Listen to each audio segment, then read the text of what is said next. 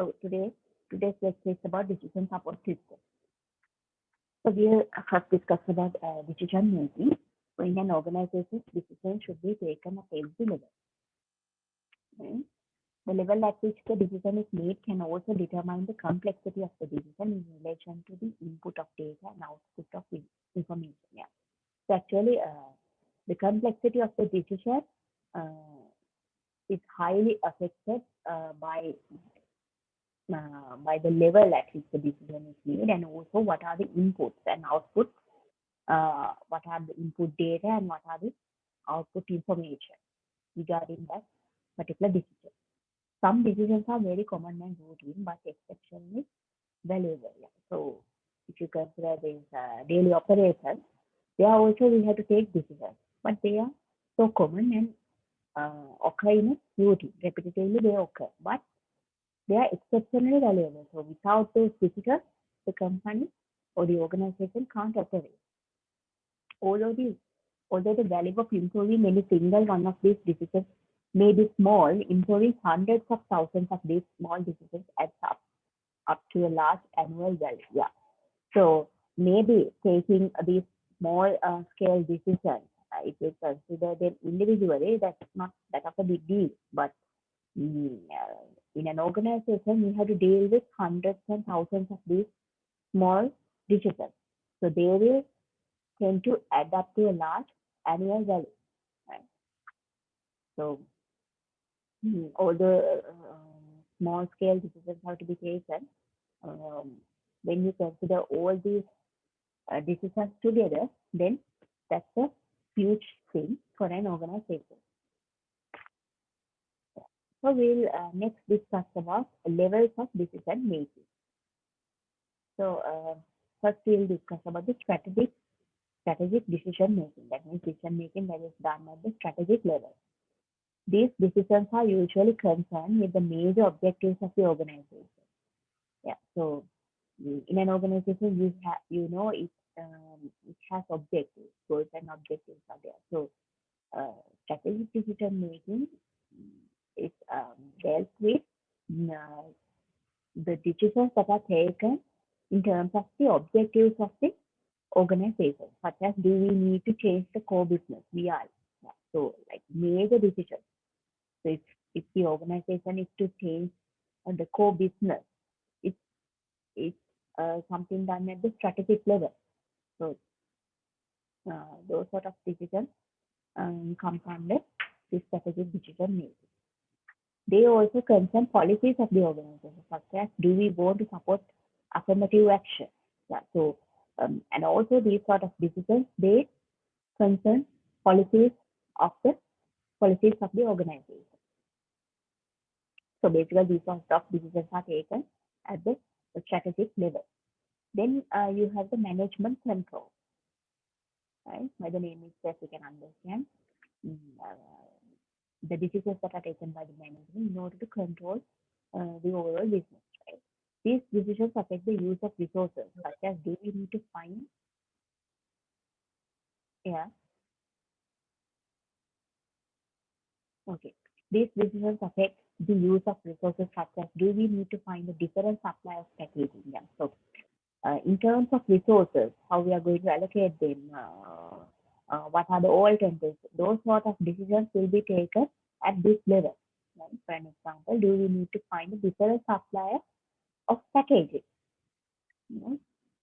Management level decisions also determine the performance of the operational unit. So they also concern, they are also related to the performance of the operational unit, such as how much is the bottleneck in production affecting the overall profit and loss of the organization. I guess you know what is bottleneck, right? So bottleneck is some constraint that's found in a business so that it doesn't allow the business as it is, right? So it's simply a problem in the business flow, right? So how much is the bottleneck in production affecting the overall profit and loss of the organization? Sometimes there can be constraints in production, right? So they tend to affect the overall profit and the loss of the organization. So These sort of decisions are also taken under this level. Right. Then we have another one, knowledge level decision making. Right. So basically, this is all about new ideas and improvements, right? Innovative ideas of current products or services, right? So that determines the new ideas or improvements in terms of current products or services. So whenever a change is to be implemented in an existing product or service, then these sort of decisions have to be taken. A decision made at this level could be, do we need to find a new chocolate recipe that results in a radically different taste for our candy bar? Yeah. So basically, if you are in if your business in doing manufacturing chocolates, right?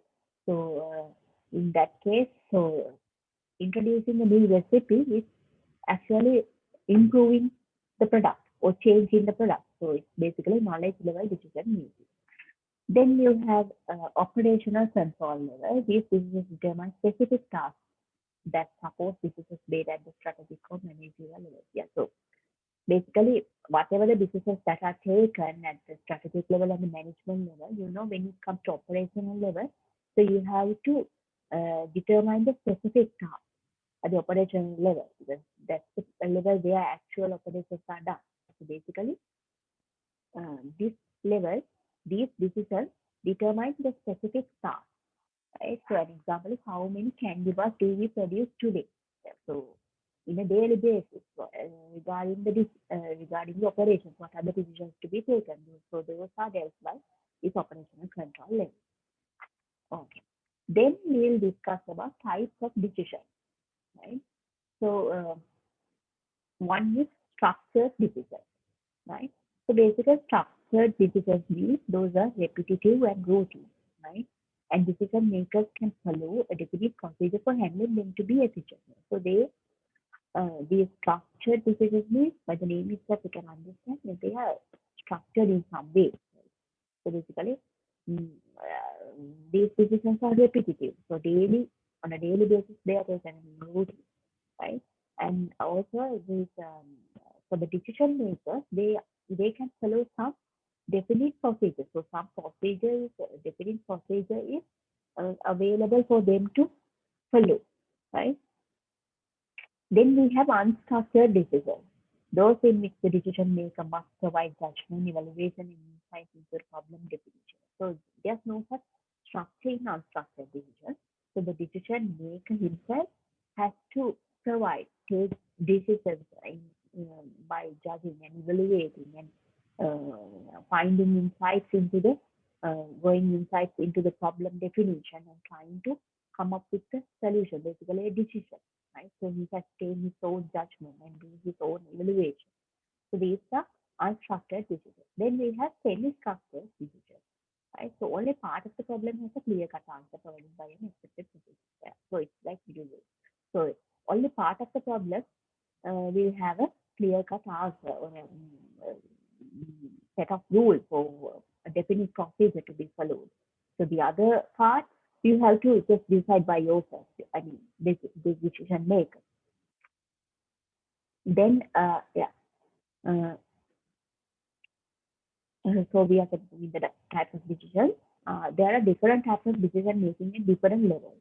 So as we discussed earlier also, at different levels in an organization, there are different types of decisions that are taken, right? Senior executives face many unstructured decision situations, such as establishing the firm's 5 or 10-year goals. Yeah, so if you come to the senior level, these senior executives, they don't have this sort of rules or highly defined structures or procedures to be followed in order to take decisions, right? So they have to think by themselves, take judgment, right? Judge by themselves and do evaluation, right? So they have to do those things by themselves and come up to decisions, right? So they face these unstructured decision situations. For an example, establishing the firm's 5 or 10-year goals, right? So if you have to decide what's going to happen in 5 or 10 year time for the organization, you don't have any particular protocol or some highly defined procedures. right? So they have to decide by themselves.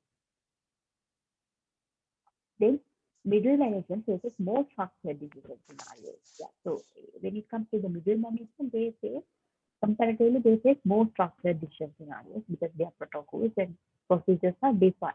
But their decisions may include unstructured components. Yeah. But also, so it's like semi-structured in the middle management. When it comes to operational management and rank and file employees tend to make more structured decisions. So when it comes to operational management, you have the structured decisions because by the high management and all, so these procedures are defined, right? So we have to take on a structured decision.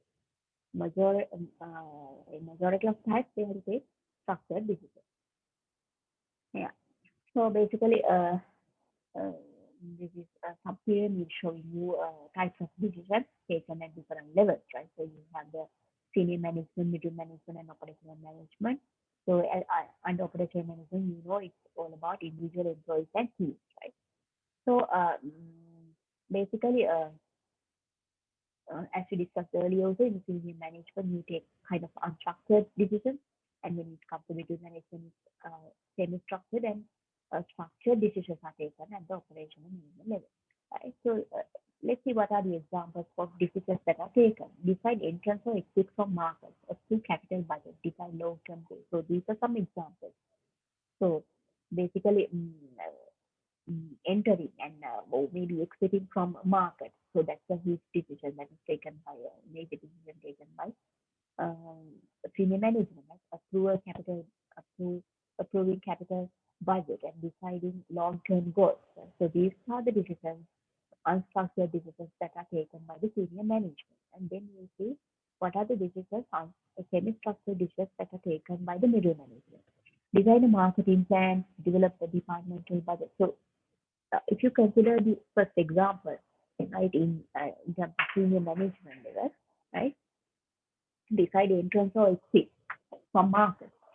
So that's the decision that is taken by senior management.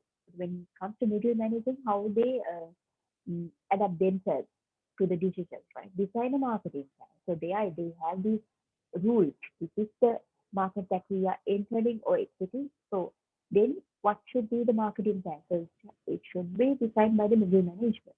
So basically they are given some sort of protocols or procedures, right? So that's why it becomes semi-structured. Then development departmental budget. So overall, the capital budget will be approved by the senior management. But when it comes to middle management, they are the ones who have to develop this departmental budget, then design a new corporate website. So these sort of things are actually semi-structured decisions that are taken by the middle management.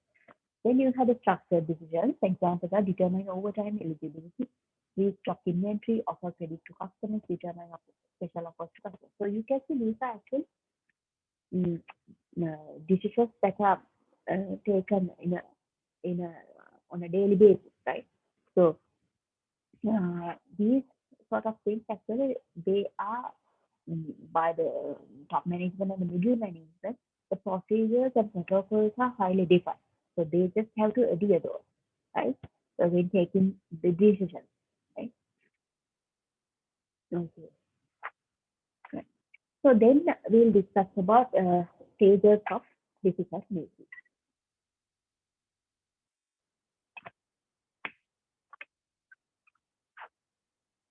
Give me a second.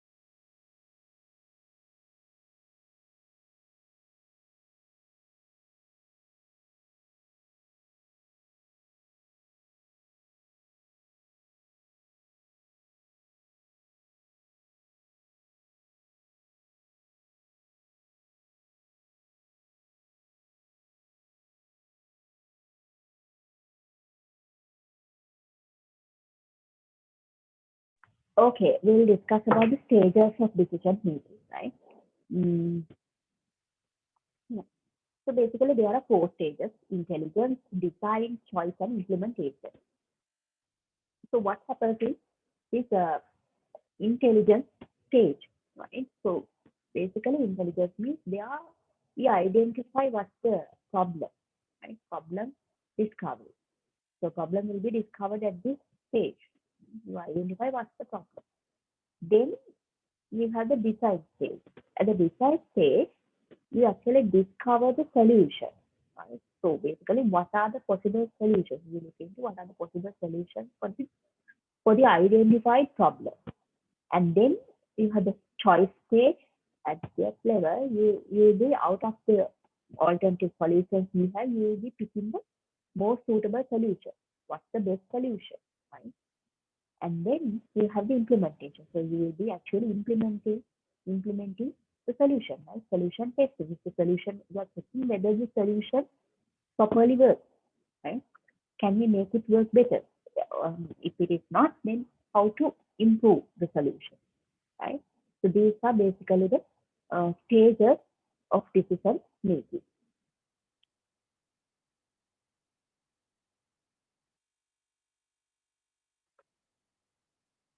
right? So we'll discuss about each of these stages one by one. First, we look into intelligence. You identify the facts that you don't have a television, or the one that you don't do have is any good. Yeah. So, this is actually an example, right?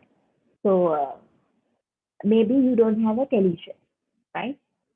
Or maybe the television you have isn't that good, right? So you identify it as a problem, right? You intuitively understand what the problem is and the effect is having on you. You missed your favorite show last night. Yeah, so not having a television, no television not working properly, maybe you're missing your favorite show, right?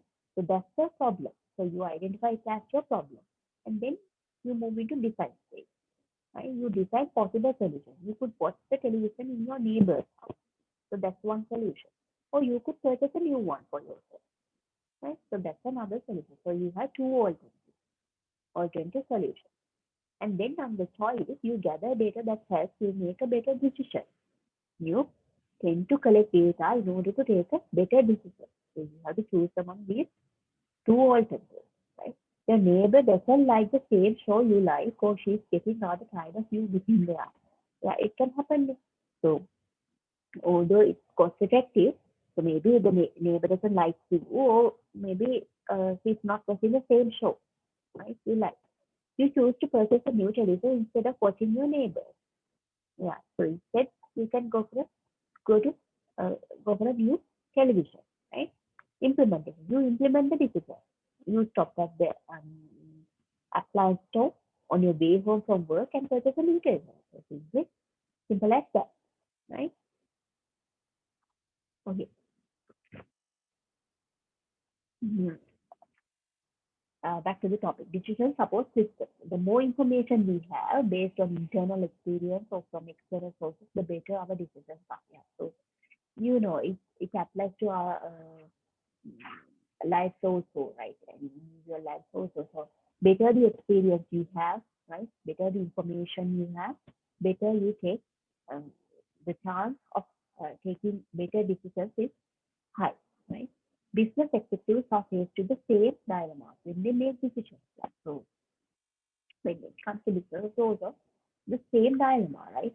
So when you have more experience and when you have more data, only you can take good decisions, right? They use the best tools available to help you. So in order to take decisions, actually these business executives they need better tools, right? Okay. In order for decision makers to make quality decisions, they should. Yeah. So there are some things to be done in order to take quality decisions, better decisions, right? Thoroughly check a wide range of alternatives.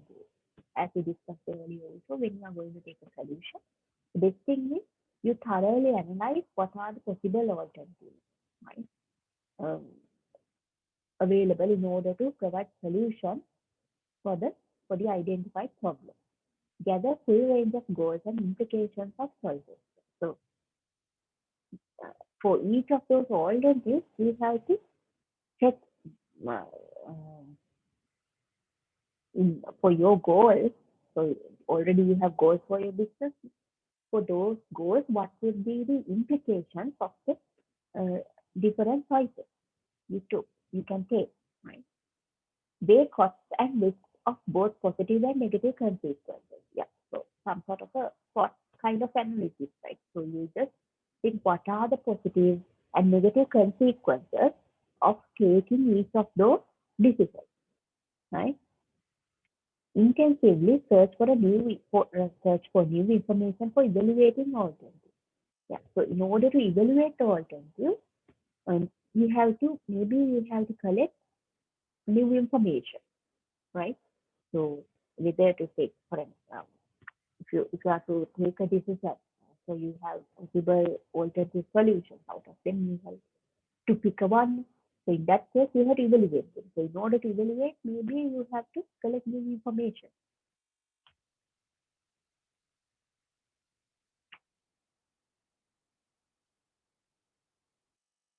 Take all new information into account, even when it doesn't support initial course of action. Yeah. So sometimes the information that you collect, right, that you consider, they may not support initial course of action. When you are trying to implement the solution, they won't actually help. But anyway, so you can't keep all these information. You have to consider all this information when you are taking a particular decision. Make detailed provisions for implementation, including contingency plans, plans for known risks. Yeah. So once you take the decision, right, you have to provide detailed services for implementation, detailed procedures for implementation, right? So including contingency plans for non-resource. For each of these alternatives, you may identify sub-risks. So what should be the contingency plan in order to face their risks in the future, right? So those also should be defined by you, right? When you are taking the decision. Right. Yeah.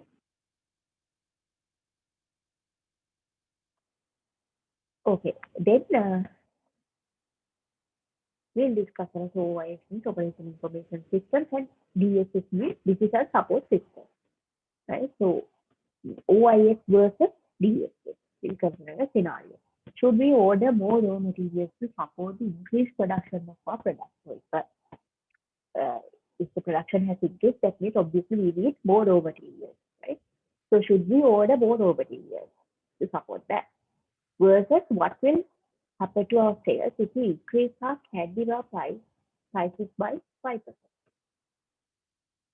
Yeah. So, so in the previous case, the visual one is all about operational, uh, operational level decision, right? So whether to purchase more raw materials in order to support the increased production of the product, right? And uh, the next example, what will happen to our sales if we increase our candy bar prices by 5%, right? So actually it's going to influence the overall business, right? So it's actually a decision that is to be taken by business executives, right? So it's something that should be supported by a digital support system, right?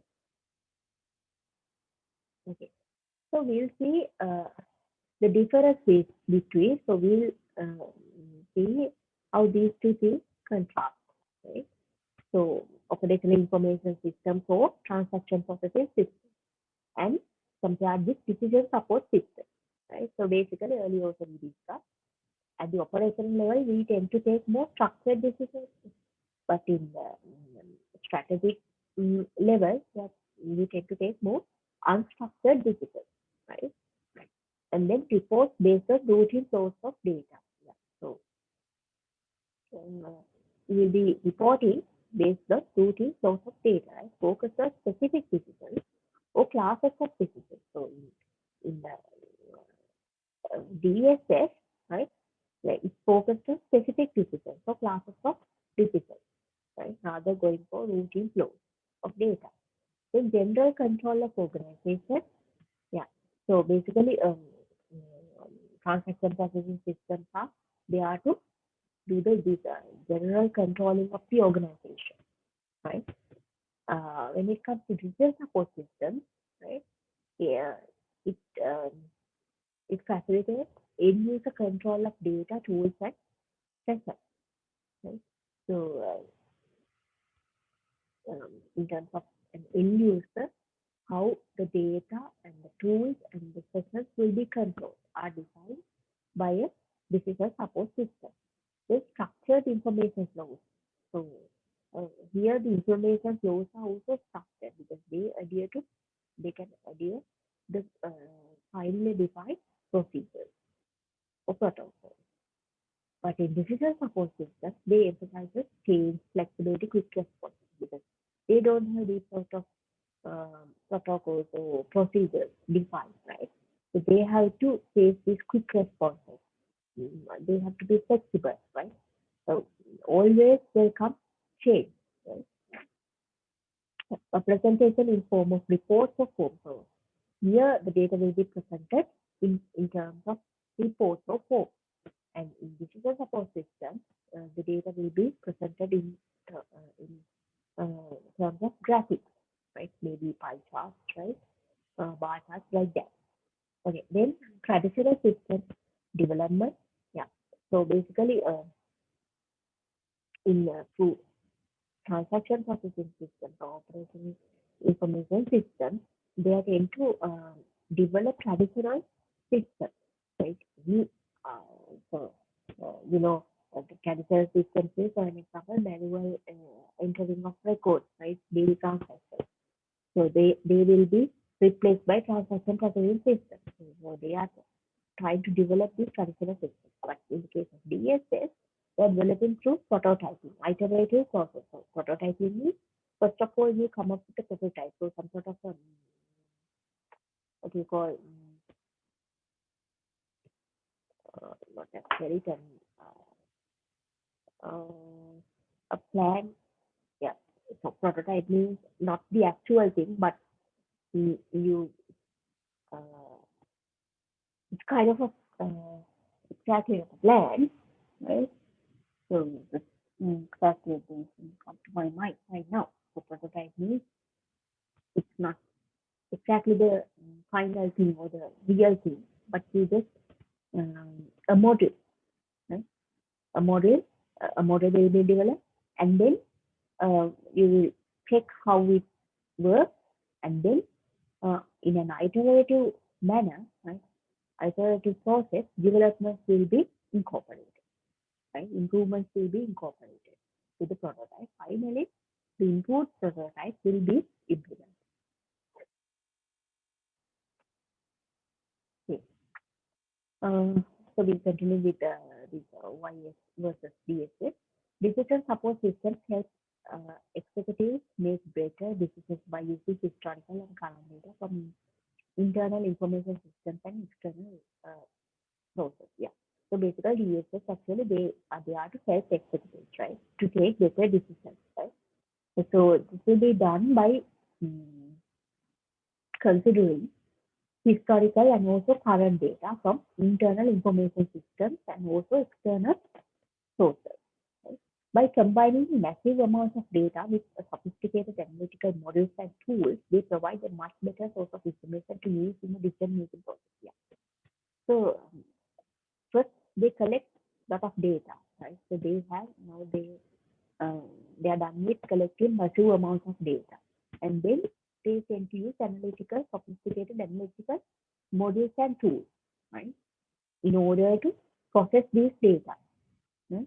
Then, by processing these data and analyzing them, they will provide much better information to take for the management, for these executives to take better decisions. Okay. Then we'll discuss about types of digital support systems. Right? So first we have data-driven decision support system.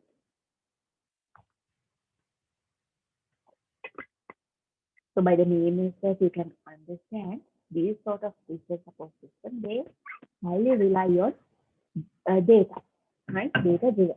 Data-driven DSS takes the massive amounts of data available to the company's TPS. Yeah. So actually, these data are collected mainly through this TPS, transaction processing system, because earlier I think we discussed about TPS. So in the previous lecture, so they are there to, by the name itself, you can understand transaction processing system.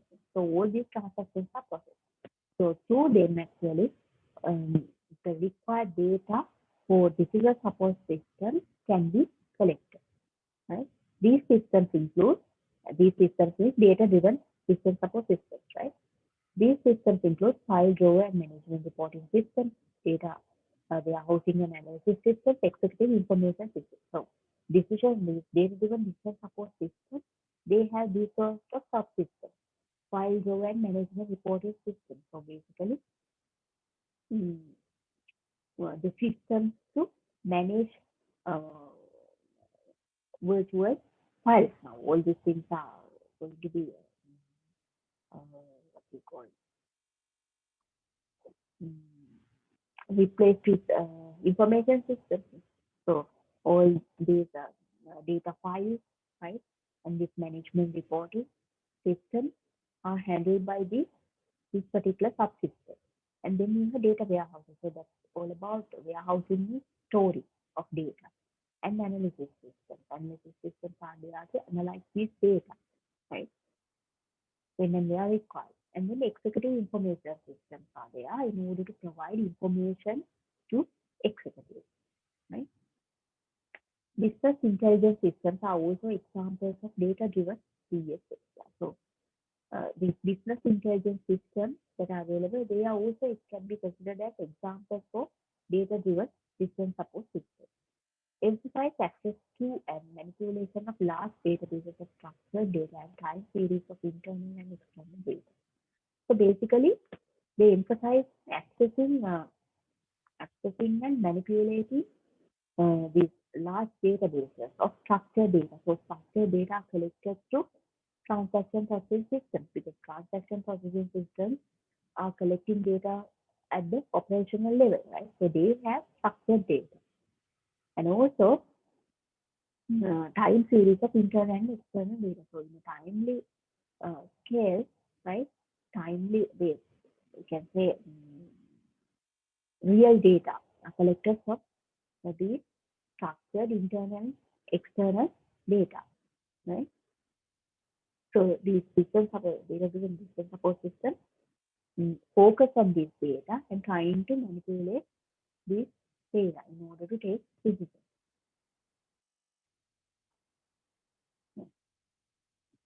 Yeah. So simple file systems accessed by query and retrieval tools provide the most elemental level of functionality. So basically, um, like in if you have gone through these databases, right? At least MySQL, you may have seen how they use the queries. Right? So queries, if you don't know that, queries means certainly some sort of rules that are written in order to retrieve data. So not only retrieve, but also store data, change, edit data, delete data, retrieve data. So anything can be done through those queries. Right? So all these simple file systems are actually accessed by query and retrieval tools, provide the most elemental level of functionality. Data warehouse systems that allow the manipulation of data by computer tools provide additional functionality. So we have data warehouse systems where you store data, and they allow the manipulation of data through computerized tools. Right? So you can actually be stored data will be changed or manipulated using this computerized tool. Right? They also provide additional functionality to data-driven decision support system. Then you have OLAP, or online analytical processing, right? Provide the highest level of functionality and decision support that is linked to analysis of large collections of historical data. So whatever the data, historical data that is collected, massive amounts of data that is collected, right? will be analyzed by this OLAP. OLAP means online analytical processing tool, right? So they are going to provide highest levels of functionality and decision support to this data-driven decision support system.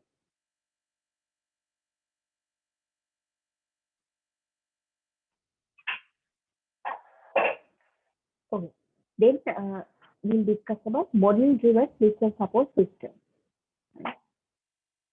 So in the previous case, they are um, highly influenced by data, right? Highly controlled by data. They are actually data driven. Now this is model driven. So basically, they these this sort of business support systems they utilize actually accounting and financial models, right? Representational models and optimization models. So all these sort of models are incorporated to take decisions, right? Accounting and financial models, representational models, optimization models. Emphasize access to and manipulation of a model. So the same thing. Earlier, the data-driven one, it emphasized mm, on data. Now, this one emphasizes access to and manipulation of a model. Simple statistical and analytical tools provide the most elementary level of functionality. So, the elementary level of functionality or the basic level of functionality will be provided by simple statistical and analytical tools, right?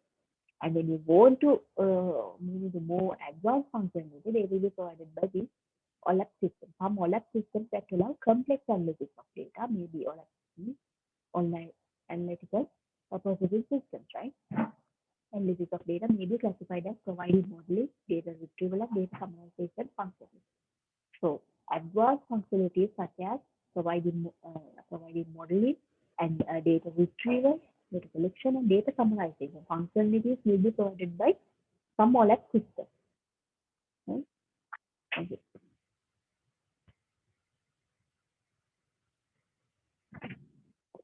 Model-driven, we are continuing with the same thing. Model-driven DSS use data and parameters provided by decision makers to aid them in analyzing information, but they are not usually data intensive. So they also use data that are provided by decision maker in order to analyze the particular scenario, but they are not usually data intensive. Unlike the data-driven decision support system, model-driven DSS were isolated from the main information systems of the organization. Yeah, so these are actually isolated from the main information system of the organization and were primarily used for typical what-if analysis. So these are basically used, right, for primarily used for what-if analysis scenarios, right? For an example, what if we increase production of our product and decrease the shipment time? So that's basically an example, right? These systems rely heavily on models to help executives understand the impact of their decisions on the organization, supplies, and customers. Yeah. So these model-driven decision support systems, they rely heavily on models, right, in order to help executives understand impact of their decisions on the organization, its suppliers, so all these sort of stakeholders, right? So by the minutes that we can understand, they heavily depend on models. Right? Okay, then we have knowledge-driven decision support systems. Right? So the data-driven ones highly depend on data, and the model-driven ones they depend on models, and knowledge-driven ones they highly depend on knowledge. Right? Knowledge-driven decision support systems can suggest or recommend actions to managers. So they are just knowledge. Right? So they are there to suggest or recommend actions to managers. These are computer systems with specialized problem-solving expertise. So these are simply computer systems, right? But specialized in problem-solving expertise. The expertise consists of knowledge about a particular domain, understanding of problems within that domain, and skill at solving some of these problems. Yeah. So these systems are specific to some area, right?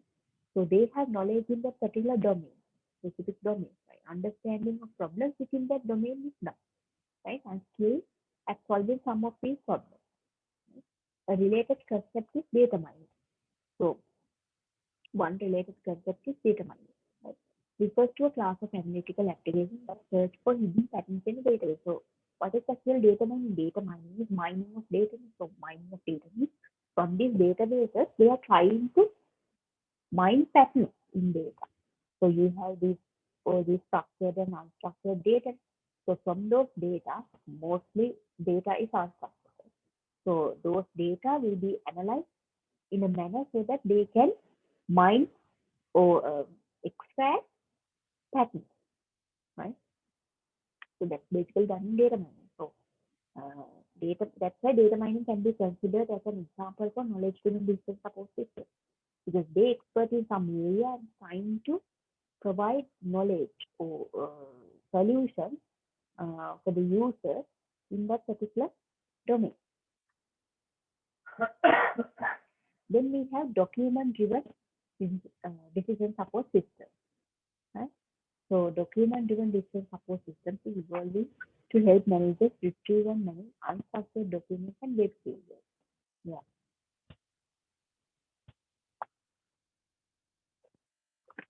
The, the major purpose of this is actually to help managers in retrieving or collecting and managing unstructured documents and web pages. So by the name itself, you can understand. Trying to manage these documents, right? Integrates a variety of storage and processing technologies to provide complete document retrieval and analysis. So they incorporate or integrate a variety of storage and processing technologies, right, to provide complete document retrieval and analysis.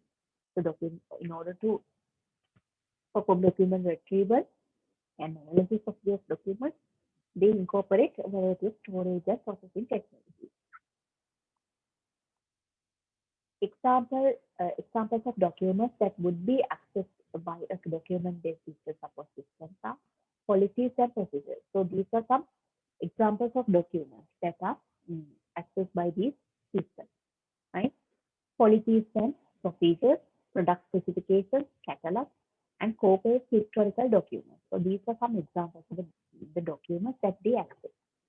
The web provides access to large document databases, including databases of hypertext documents, images, sounds, and videos. Yeah, you know, in web, right?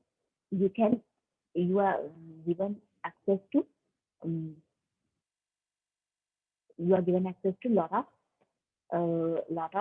resources, right? Like HTTP documents or hypertext documents, right? And then images are there, sounds, videos, so all these sort of documents are available in a web, right? Yeah, so those sort of documents are also accessed by this document-driven digital support system and accessed and analyzed in a manner so that they can provide, they can help the managers to take better decisions. Right? Okay, then we have another type of digital support system, which is communications-driven digital support system. So by the name itself, you can understand they include communication, collaboration, and digital support technologies. Right? An interactive computer-based system intended to facilitate the solution of problems by decision makers working together as a group. So this is basically in order to facilitate, right, the decision makers to work as a group, right? So it's actually an interactive computer-based system. So uh, interactive computer-based system is a computer system which is used for the interaction of human beings. Right? Supports electronic communication, scheduling, document sharing, and other group productivity and visual support enhancing activities. Yeah, so in organizations, we have the communication systems, right? Electronic communication system. You can chat, you can send emails, so you can schedule meetings, right? And the document sharing can be done. So these sort of systems are actually known as communications driven digital support system. Yeah. Another one is intra-organizational digital support system, right? A relatively new targeted user group of digital support system made possible by new technologies and the rapid growth of the internet is customers and suppliers. So This is actually not inter, this is intra. Intra means you're dealing with the um, dealing with outside outside community, right? External parties from the organization. So basically, this is to interact with customers and suppliers, right? And inter-organizational DSS, inter, that is, this is not intra, this one is inter. Inter-organizational different support systems provide stakeholders with access to companies, intranet, and authority or privileges to use specific business support system capabilities. Yeah, so an inter-organizational business support system um, will actually provide these stakeholders with access to companies intranet, right? So, intranet and authority or privileges to use specific business support system, right? Companies can make a data-driven business support system available to suppliers or a model-driven business support system available to customers through these inter-organizational business support systems. So, mm, the data-driven DSS and the model-driven DSS are that are available or inside the organization can be made available to customers or suppliers through an intra-organizational DSS. Right. Then another one is function-specific business support. By the name itself, you can understand. They are specific to certain functions. Many DSS are designed to support specific business functions or types of businesses and industries. Yeah. We can call such a decision support system a function-specific or industry-specific decision support system. Yeah.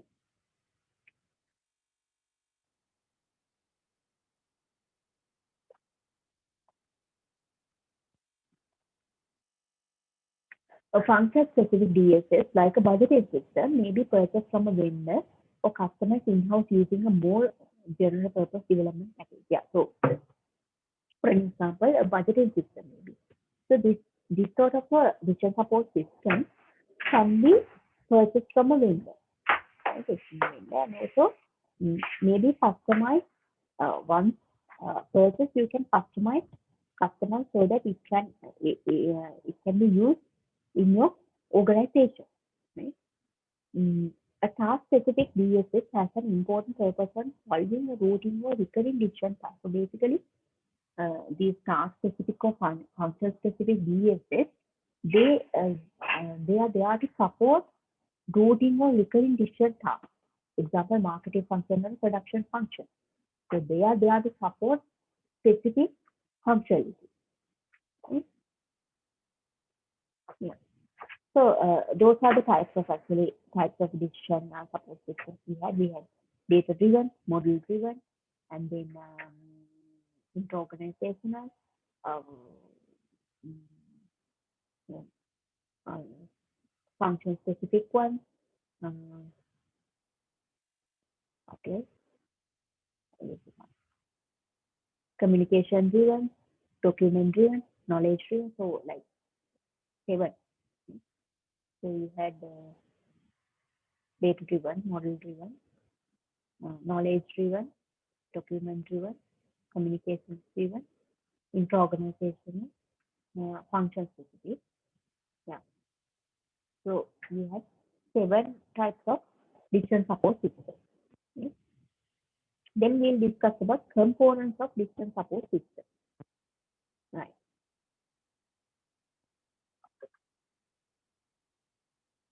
Traditional decision support systems have four major components. So if you consider a traditional decision support system, they have four major components: the user interface, the database, the models and analytical tools, and the decision support system architecture and network, right? So we'll discuss one by one. The user interface must be easy to use and adaptable to the needs of each executive. Yeah, so basically, um, although these are executives, business executives, they are not IT executives, IT experts, so they should be able to um, um, use these system support systems in a convenient manner, right? So the user interface should be easy to use and adaptable to the needs of these executives, right? Then you have the database. So database it means actually where you store all this data. data-driven, document-driven, and knowledge-driven DSS means specialized database components.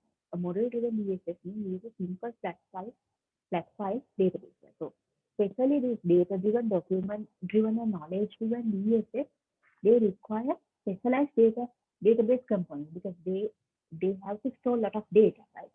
In the case of model-driven DSS, they can use a simple flat-file database, not that of a complex database. Not that of a complex database is required for the model-driven DSS. Then we have the models and analytical tools. Mathematical and analytical models are the major components of a model-driven DSS. Especially in model-driven DSS, its mathematical and analytical models play a major role. Right? Choosing appropriate models is a key design issue. So, identifying the most appropriate model is actually key design issue, right? Then the DSS architecture. So basically, the architecture and the network, how hardware is organized, right? So you need hardware to implement this. So how this hardware is organized, how software and data are distributed in the system, right? And then how components of the system are integrated and connected with each other. And then a major issue today is whether DSS should be available using a web browser on a company internet and also available on the global internet. So whether it should be intranet, which is only to the organization, right, and to few of their stakeholders, or whether it should be available globally, right? Okay, so this is how we can see the components of DSS, right? So, DSS database is fed with data from TPS, transaction processing system, and other external data, right? And these data will go to DSS software system models and OLAP tools, data mining tools, right? So that to extract valuable information. And then through the user interface, the users or the business executive can use those data. So you can see the data will be represented in pie charts, in forms of pie charts and other sort of graphical models. So let's see some examples of DSS applications, right? So American Airlines, they use this for Python route selection, and Ixico Capital Corporation, they use this for investment evaluation, and General Accident Insurance, they use this for customer buying patterns to identify customer buying patterns and fraud detection. Bank of America, they are using this to handle customer profiles. Southern Railway, they are using this for train dispatching and routing. In Texas Oil and Gas Corporation, they are using this for evaluation of potential drilling sites, right? And to schedule flights, United Airlines also using distance support system applications. So these are global ones, also locally also, and maybe organizations that are using distance support systems. Then we'll discuss about digital support system and management sources.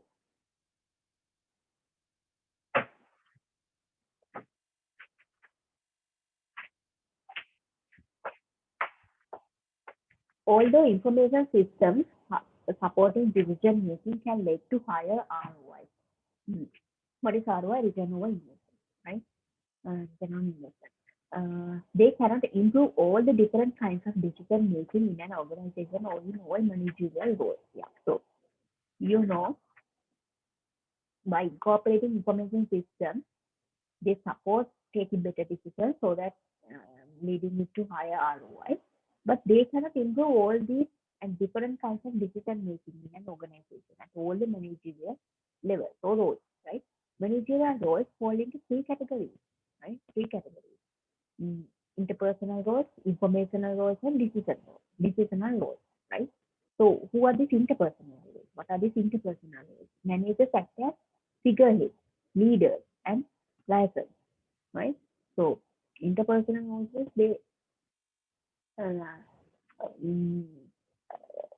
they are kind of there to basically provide the leadership, right?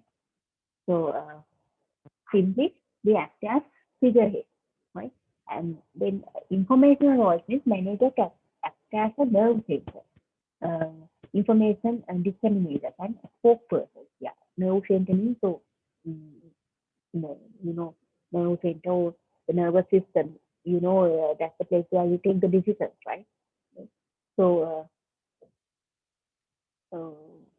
basically, informational roles means they are there to disseminate information, right? And like they act like spokesperson, right? Because through them they communicate the information to the rest of the organization. And then you have decisional roles. Managers act as entrepreneurs, disturbance handlers, resource allocators, and negotiators. So in the decisional roles means they are the managers act as entrepreneurs, right? Disturbance handlers, and then um, resource allocators and negotiators. In some of these roles, information systems are not helpful for improving decisions. Yeah, so you can't say for all these sort of roles, systems are going to help, such as for the roles of figurehead, leader, entrepreneur, and disturbance handler.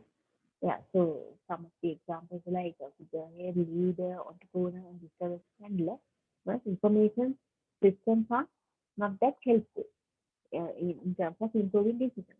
Additionally, IT investments for supporting decision-making may not produce positive results for three main reasons. Yeah. So there are still several reasons why IT investments for supporting decision-making may not produce a positive results. Hmm. So what are those reasons? One is information quality, then management, filters, and organizational inertia and politics. So we'll discuss one by one. Information quality. High quality systems require high quality information, regardless of information system. So although you have proper information systems, if they don't promise quality information, right? Then you can't say that you can take high quality decisions. High quality decisions obviously need high quality information. There are 7 dimensions of information quality when designing a decision support system. Yeah, so there are 7 dimensions that we have to consider in deciding whether an information mm, dimensions they are to evaluate whether your information is quality or not, right? So one is accuracy, integrity, consistency, completeness, validity, timeliness, and accessibility. So I hope you can understand what it means. They should be accurate, right? Correct. And then integrity means um, uh, integrity means the word is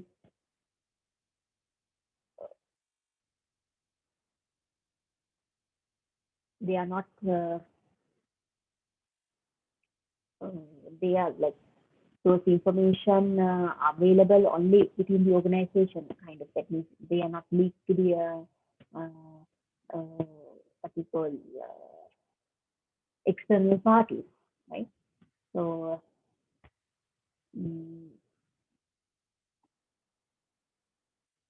then you have consistency. Consistency means when yeah, so mm, consistency means whenever a change is done at a particular place, it should be consistent in other places also, like consistency. And then completeness, data should be complete, and validity, they should be validated, right? And then timeliness, timeliness means they should, I mean, not real time data, but the data should be updated, right? And accessible, so data should be accessed, information, information should be accessed by all these related stakeholders. Even with timely, accurate information, some managers make bad decisions. Even though they have all these sort of good, accurate information, still managers may take bad decisions. And then management filters. Management filters, another issue for not taking not getting better results, I mean, positive results from decision support system. Managers filter by turning off information they do not want to hear because it does not conform to their prior conception. Yeah, sometimes these managers they might hide this information, right? They hinder some information because they are not used to those information. They have not used those information in their prior conception. So as a result, the company won't be able to take positive advantages out of a business support system. And organizations, inertia and politics. Organizations have bureaucracies with limited capabilities and competencies for acting decisively. Yeah. So when environment change and new business models could be followed, strong forces within organizations resist making decisions calling for major changes. So actually human nature, they are reluctant to change. Right? So in organizations wise also, there can be some problem in adhering to changes, right? So they are reluctant. And the employees are reluctant to go for changes. But in order to take advantages from a decision support system, then the business should be open to uh, innovative ideas and the changes uh, that come in handy as a result of improvements in IT and all the other related fields like internet and nodes, right? So always, if your business is not willing to be updated, then you can't take the maximum out of business support system, right? So basically, that's the end of our lecture. So there are some groups. I mean, Elizabeth, do you have any questions on today's lesson?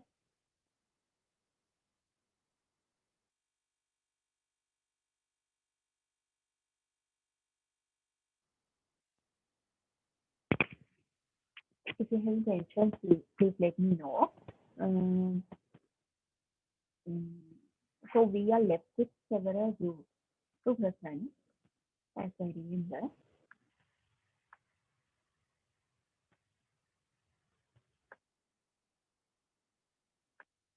Okay.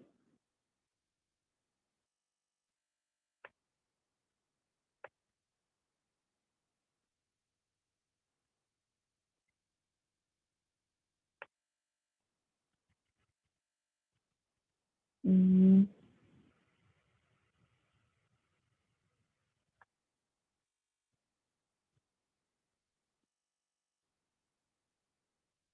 yes, there are like one, two, three, four, five. Five groups are left with to do their presentation. Can you guys please do them now?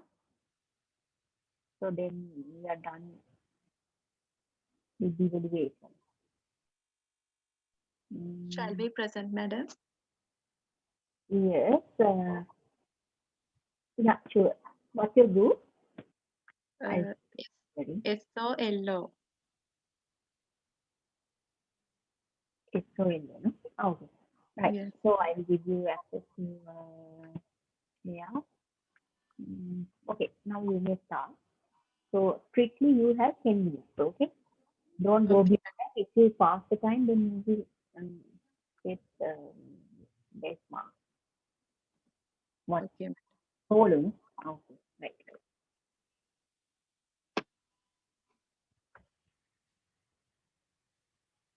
Please share your screen and start the presentation.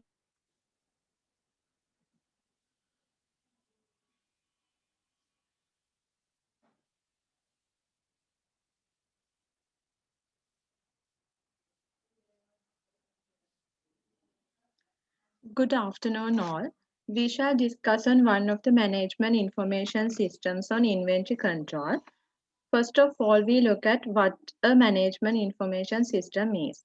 It is an system which used for decision making and for coordination, control, analysis, and visualization of information in an organization. It consists of hardware, software, which serve as backbone of an organization's operations. As we all know, inventory control is how to manage the stock in the storage. It involves knowing the stock inside and outside. Inventory control can also be defined as supply of goods and services to a place with correct quantity and quality. Inventory management can take a variety of forms, and choosing a method is critical to optimize storage practices. The method depends on the size of the business. Periodic inventory systems are suitable for small scale businesses as it tracks inventory using physical counts, and it counts periodically and helps to identify beginning and ending inventory.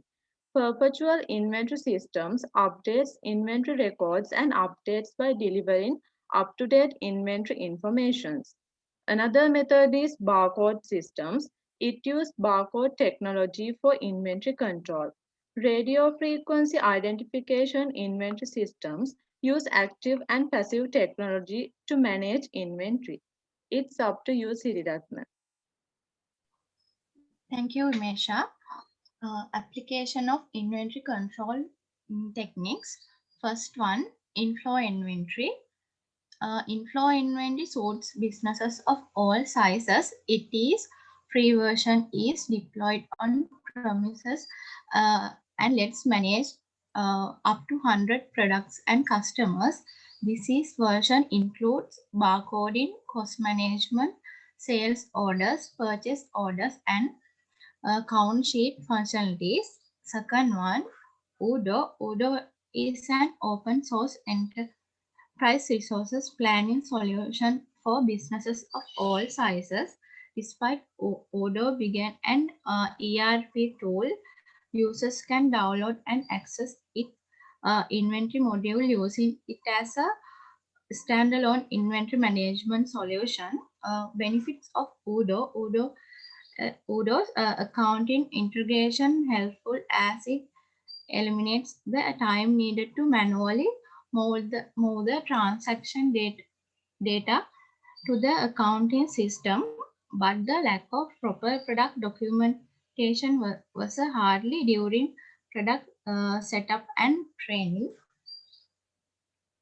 Third one, Shortly. Shortly is a cloud-based inventory management solution for businesses of all sizes.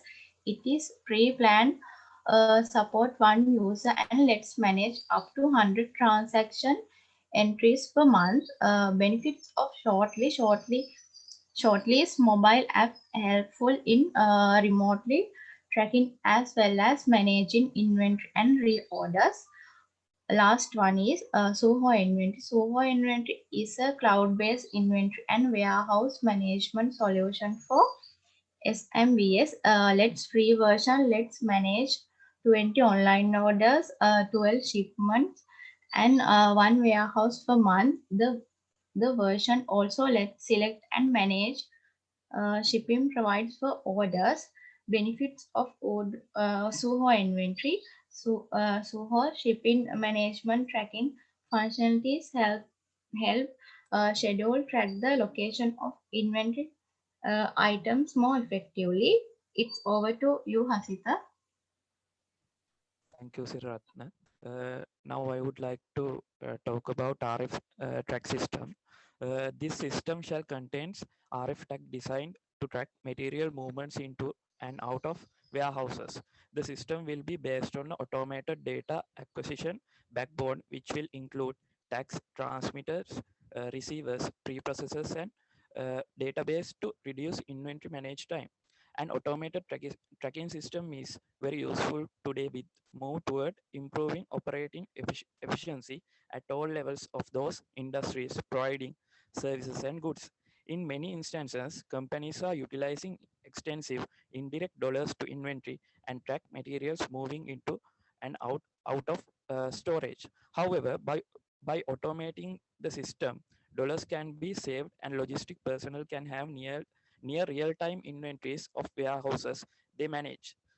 This slide illustrates the conceptual configuration of our of warehouses based inventory tracking system. Programmable radio frequency transmitting tracks encoded with tracking information such as quantity and type would be attached to bundle items prior to warehouse storage.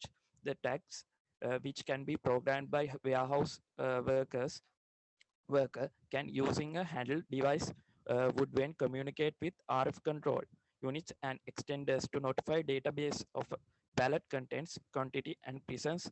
For instance, from the data stored and transmitted by tags, the database will be able to track overall presence, quantity, type, and age of material stored in the warehouse. For the purpose of requirements elicitation, trade-off, analyze, verification, and validation, this project will be focused on tag portion of inventory tracking system. In order to convey the understanding of overall system operation, the following models and diagrams will encompass as uh, total system behavior. However, requirement synthesis and breakdown will begin to focus on tag until reaching trade-off analysis, which will focus solely on tag design and selection. Upon completion of trade of all of analysis, verification, and validation is the final process of the RF tag design. In order to assure the tag meets the stakeholder requirements, a verification plan has been designed which traces the test plan methodology to tag specification. The final section of this project will center on specification, traceability, development of verification requirements, and the introduction of a task plan for RF tags. Now I invite to Kushan to the platform. Thank you, Hasda. Inventory management is very important part of business. Inventory is often the largest item in the current asset category on the balance sheet. Issue with the inventory can contribute to business losses, even failure. Proper management to the supply chain, on the other hand, can allow a business to thrive. And effective management of inventory help it reduce cost, which further keep accounts and financing check. From customers' point of view, it helps you to provide better customer service through fast delivery and low shipping charges, hence meeting customer expenses. We think you got an idea about inventory control systems. Thank you. Okay, right. So what's the business scenario you saw?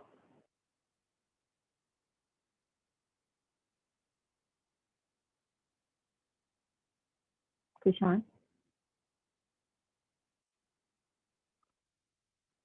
Kushan, can you hear me?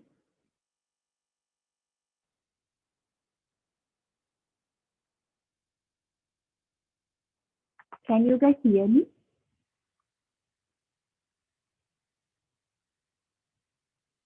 Hello? Yes, madam. Okay. Right. So you're one of the group members. Yeah. Okay. So what's the business scenario you chose here? Madam, we use a common scenario for radio frequency identification inventory systems.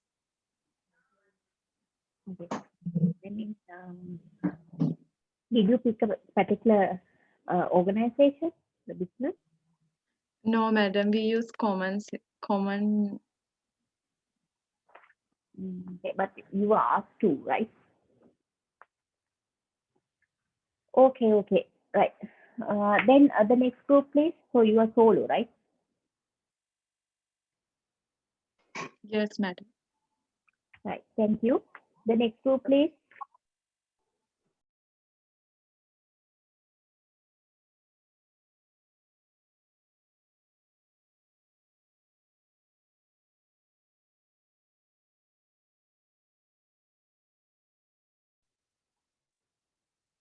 Madam, shall we start now?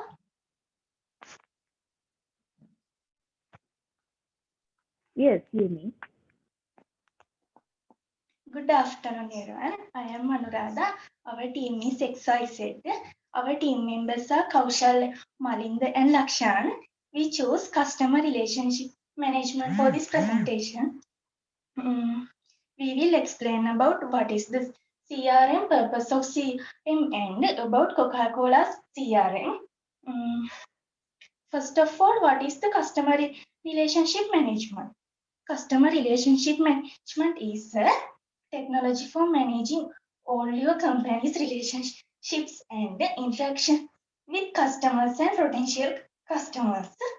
It is one of many different approaches that allow company to manage and analyze its own interactions with its part current and potential customers. It uses data analysis about customers' history with a company to improve business relationships with customers, especially focusing on customer retention and ultimately driving sales growth. One important aspect of the CRM approach is the system of CRM compiled data from a range of different communication channels, including a company's website, telephones, email, live chat, marketing materials, and more recently social media. Thank you. Now I invite my friend for explain about purpose of CRM. Thank you, Anuradha. Next one is what is the purpose of CRM?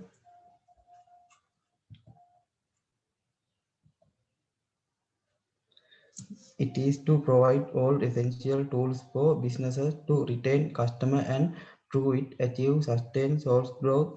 You may think of CRM software platform as your main cleaning house for every information that would matter when dealing with your remaining client from companies or purpose of history and patterns, how our sales and marketing have performed against the latest company marketing and loyalty drives, or yet unexpected areas that offer great potential for upselling and cross-selling.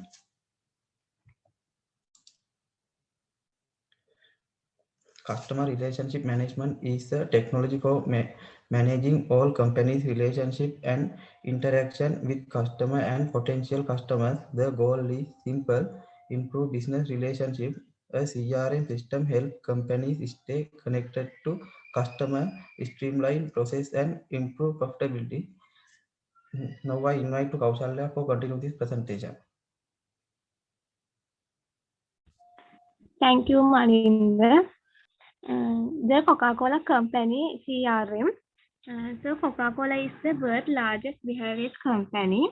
They sell their product over 200 countries and over 1 billion of their product is consumed each day.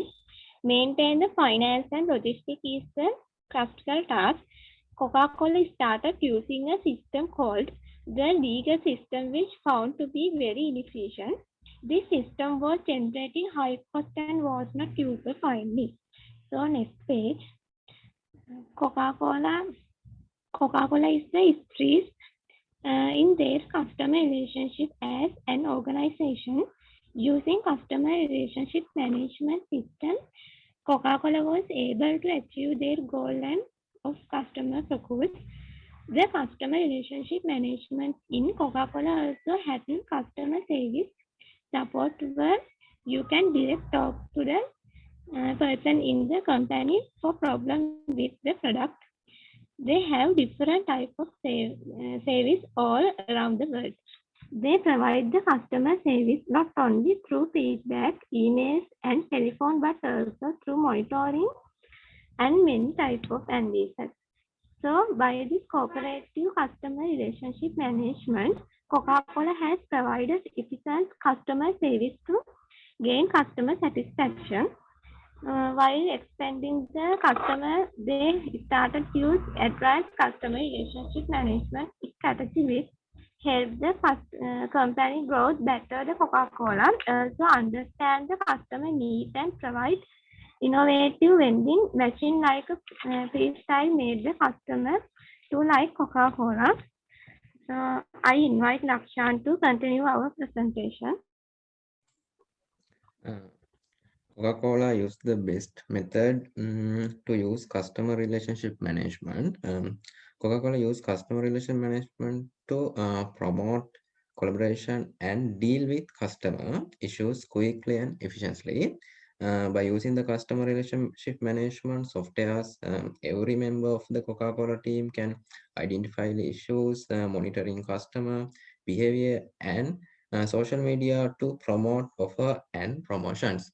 Uh, Moreover, team members can use mobile apps on the go to access customer history anytime and anywhere, create the update works and orders, and send out field technicals and real time. Coca-Cola is able to win back their customer with new freestyle window.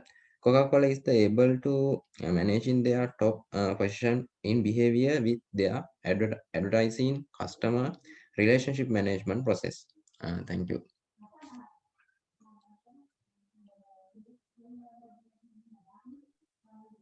That's all. Okay, the thing is, first thing is, so don't include bulky or lengthy paragraphs in your slides, right? So it's like reading the slides, and it's not convenient for the audience, right? For us to read. And so when you include images, make sure those images are clear, right? Another thing is, so I see in majority of groups this problem, right? So in the question I have mentioned, you have to select a particular business scenario. You guys are now actually what you're doing is you're just generally explaining the source and MIS, let's say CRM, the CRM, how it is used in a particular business. But that's not what I expected, right? So some of the groups, actually like 1/3 of the groups have done it properly. So I thought like you understood because at least you saw those presentations. No? So then initially there were like a few groups who had that issue. Then I told them to do that again, right? But I'm telling this generally, right? Not only for this group. So you have not properly understood the question. So you may have seen some groups actually they showed a particular business scenario and they showed how this particular MIS is incorporated in order to solve the particular issue or improve the process of anything or a business scenario is chosen. But I couldn't see that in majority of groups, right? So initially also I advise some of the groups to do those again. I think still you have not understood the question properly. So you could have actually gone through, you could participate the session. So after the lecture only, I am actually evaluating. So in that case, you could have seen how the groups are doing, right? So that if you follow those, then you could have also understood. Okay. Anyway, right. So thank you for your presentation. The next group, please.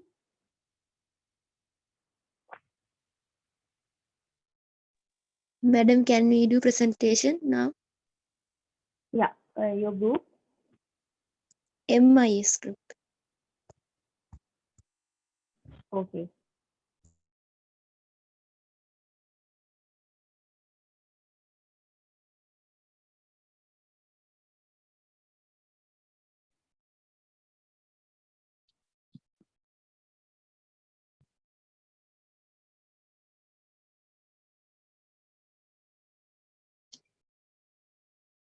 Good afternoon, everyone. We are going to present about inventory control. Firstly, we discuss introduction. Next slide, Mehdi.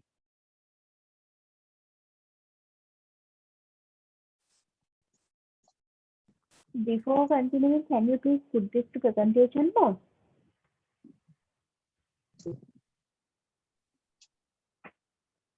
Okay, please. Good afternoon, everyone.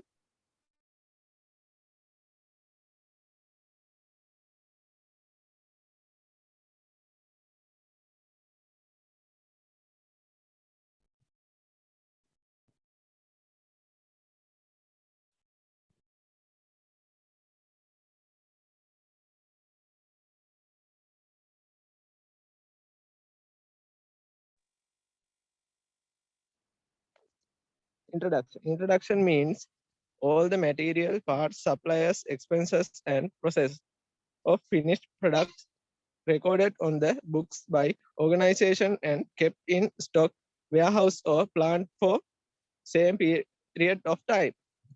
An inventory control system is system that encompass all aspects of managing a company's inventories, purchasing, shipping, receiving, tracking.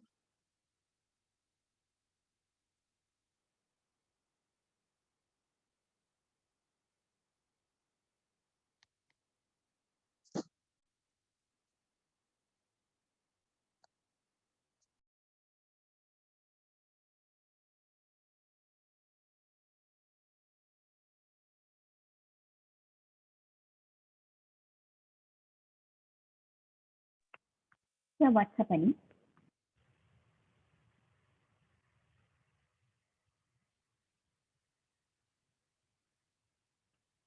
So if he has connection issues, please somebody else in the group can I hope explain. this was connection problem. Sorry.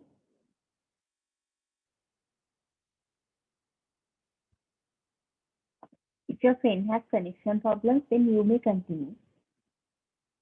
Maybe you can join later. Later means for the maybe last few slides.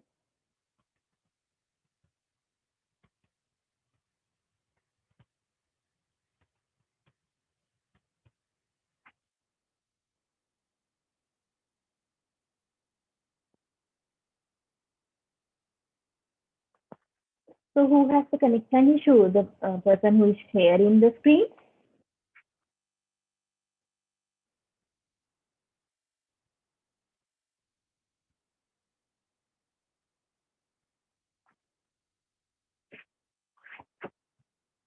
No. Anybody from the group? Group in my ear?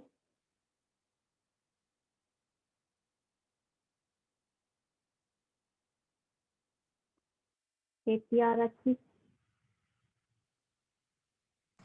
Madam Sachinta have connection problem. We present a few minutes after. You may continue that part, no? Then Sachin can join for the last few slides, no? Okay, madam.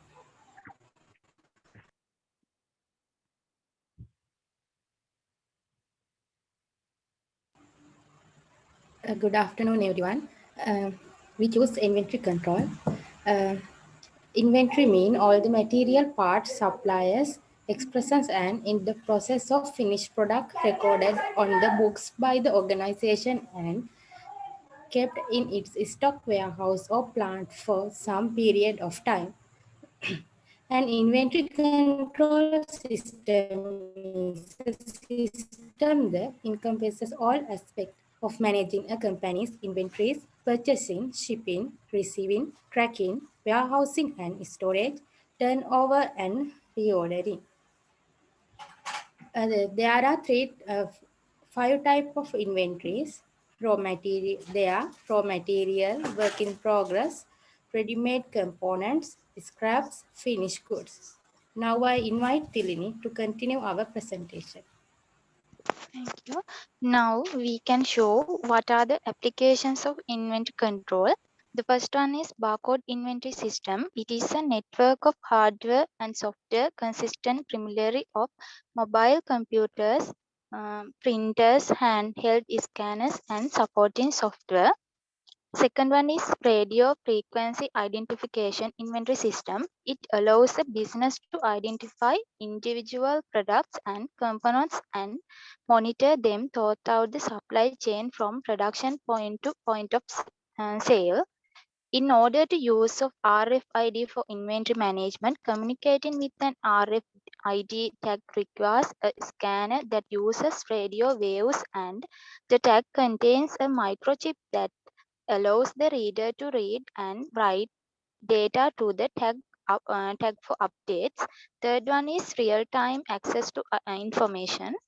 It is the process of recording inventory sales and purchases instantly using software that allows your company to get a complete overview of what is going on with inventory. Other than that, perpetual and periodic inventory control systems are the applications of inventory control in business. Now I invite to Mihiri to explain that kinds of information business can be used in business scenario.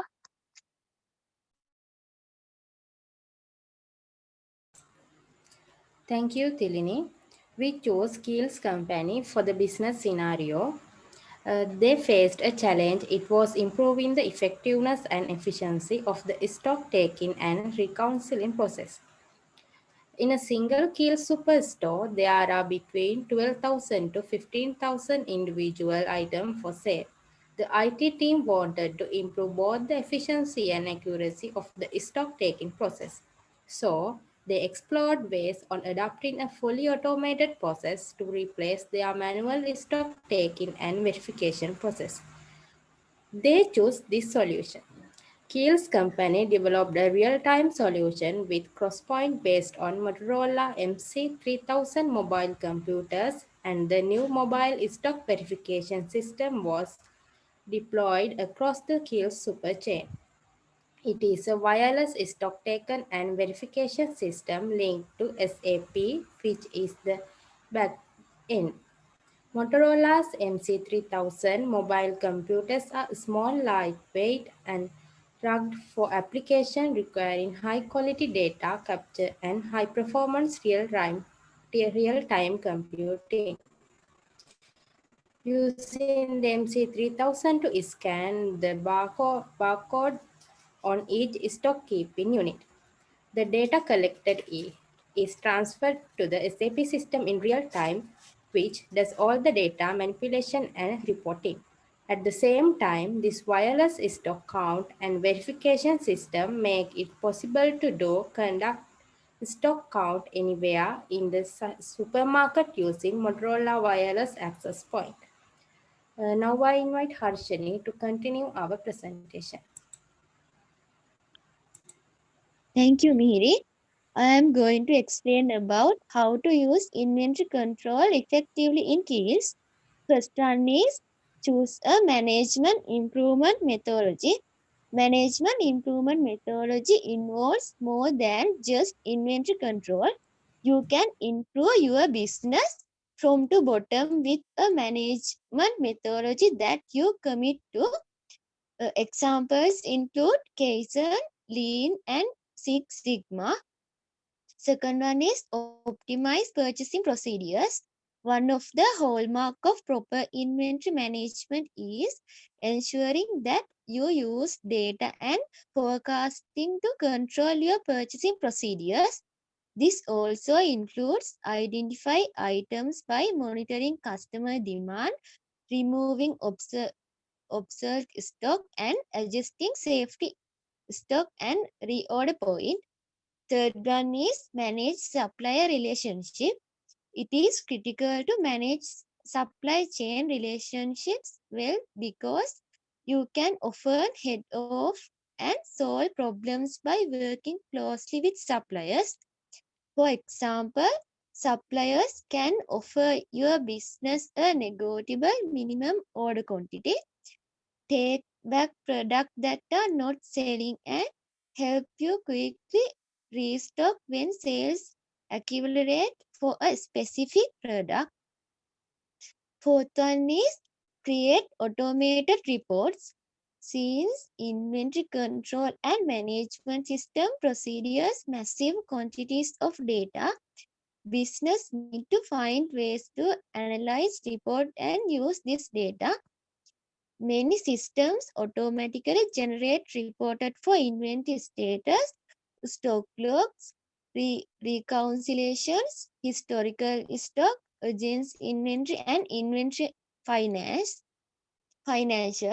Further, companies should decide at what point along their supply chain they should share their reports so supply adequate prepare. Fifth one is conduct a risk assessment, regularly audit, last one is elective inventory control. Here, next slide. Next, I will talk about importance of inventory controls, the decoupling functions, storing resources, irregular supply and demand, quantity discount, avoiding stock out and shortage. That's end of our presentation. I think you get a good knowledge about inventory control. Thank you.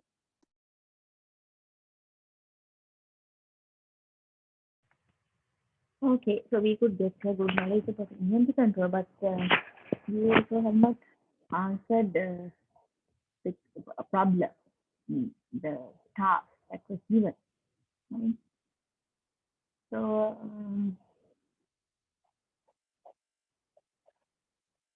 so what any specific name to the you are using an inventory control system, right?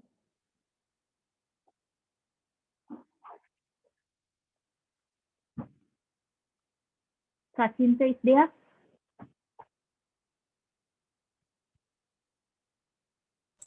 No, madam. Okay. Then tell me, like, so you are using, you discussed about inventory control, right? So what's the specific name of the inventory control management system that is used by the field?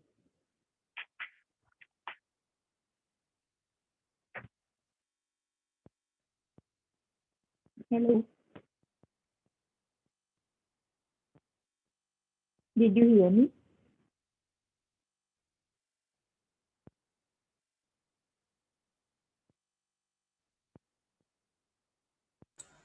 Yes, ma'am. So, yeah, what's the name of the application which is used by here?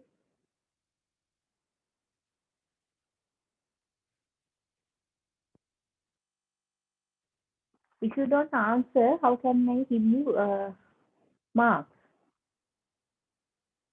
So this is not all about presenting, just presenting. I'll be asking questions if I have any questions to check whether you have actually done this in the way that I want. But I can see that majority of you have not done it the way I wanted. Right? You could have compare yourself with the other groups because you are allowed to see their presentation. Right? That's how we learn. No? Not to copy, but to take an idea. Right?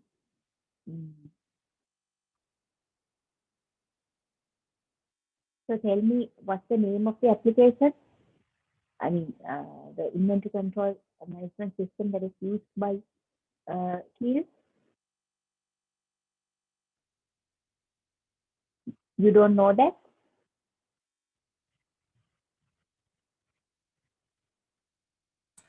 Sorry, madam, we don't clear question. Inventory control, you are using an inventory control management system, right? You discussed that, no? Right? So in Keel, what's the specific name of that application?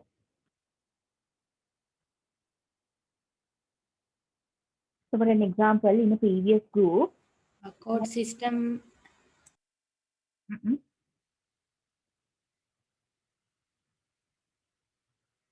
Barcode system and real-time solution, madam. It was Motorola MC3000 mobile computers, new mobile stock verification system, like that.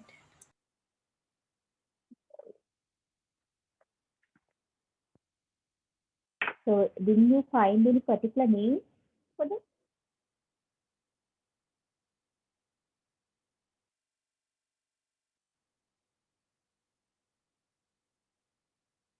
No, madam, we discuss commonly introduction.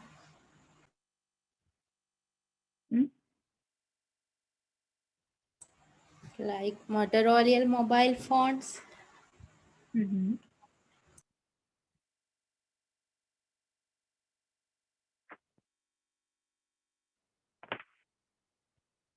you show me the slide?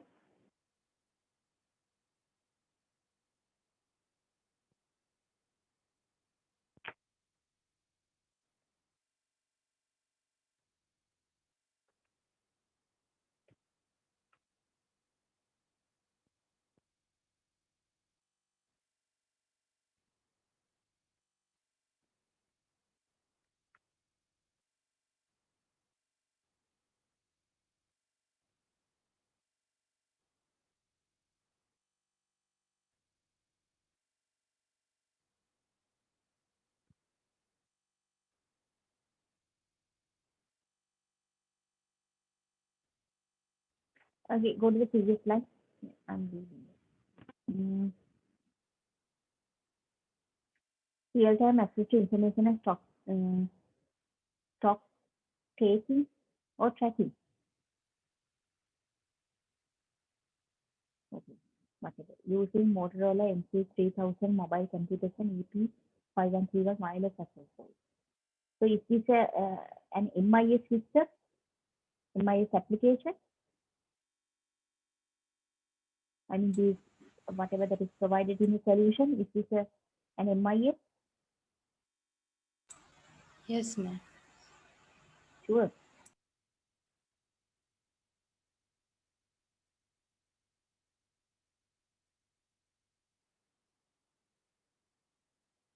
So this is a stock management system.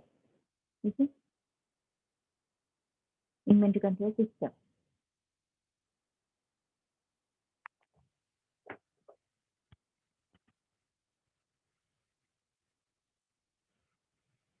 Okay. You are not even answering. Only you are trying to answer. Still, you also don't answer. Okay, the next group, please. Group NDP.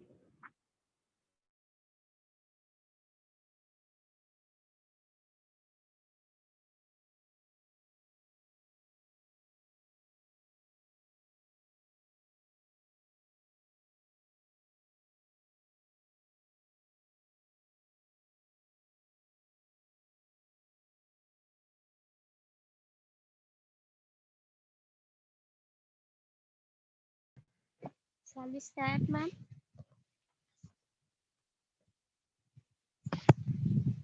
I can't see a group as NDP. Group number 21, EP. NDP.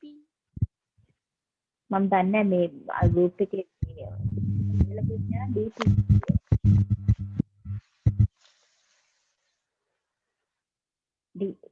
DPN group number 21 B කියලා තියෙන්නේ මොනවද කියන්නේ. එලට ලිපිස්සා Malaravan, Pavitra. Yes, madam. So that's your group? Yes, madam. Okay, right. Okay, you may start now. So your group, remember your group name is DP, right? Not NDP. Yeah. Okay. Please start. Share your screen and start presentation. Some disturbing sound is coming. No.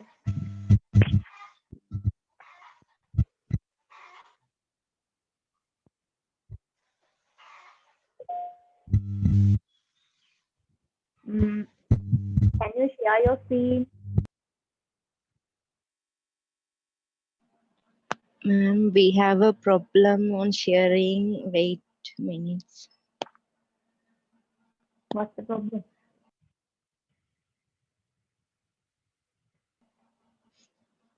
Any of us, we don't have laptop, madam. We will share with use of phone. Okay, So- use the phone, that's fine.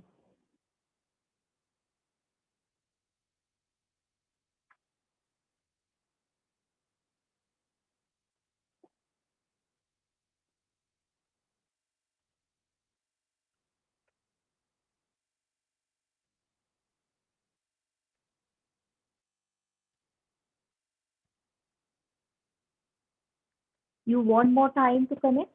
In that case, I can ask the next group to do so that afterwards you guys can listen. Pavitra, if you want more time, Yes, madam, we can do last. Okay, sure. Thank you. And then team Tia, whatever, you can share your screen now.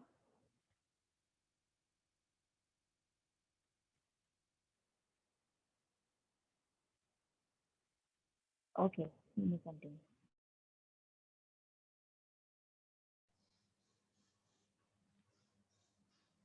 Good afternoon, madam and my dear friends. I am Himasha Devanji and our topic is Human Resource Management System.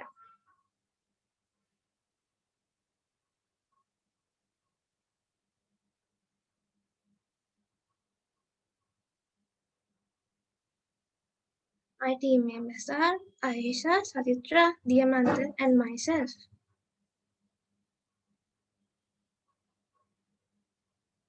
Do you know about Foxconn suicides? Foxconn is one of the world's largest contract electronic manufacturing company. It gives their service to world-leading companies such as Apple, HP. In between 2010 to 2016, there are around 25 employees suicide in Foxconn City Industrial Park in China.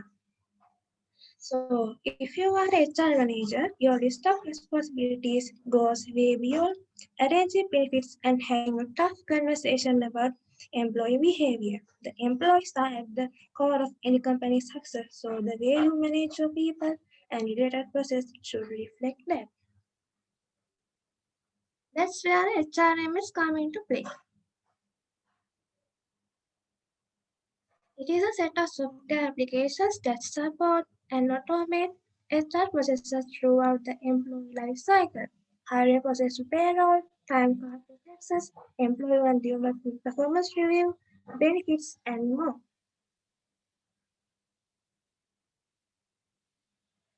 As a business scenario, we chose Bamboo HR. They call it the HR software with a heart.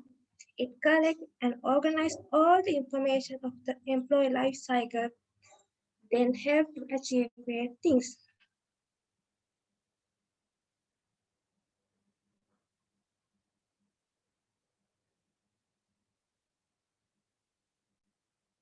Hiring, onboarding, preparing compensation, and building the culture are the main functions of Bamboo HR.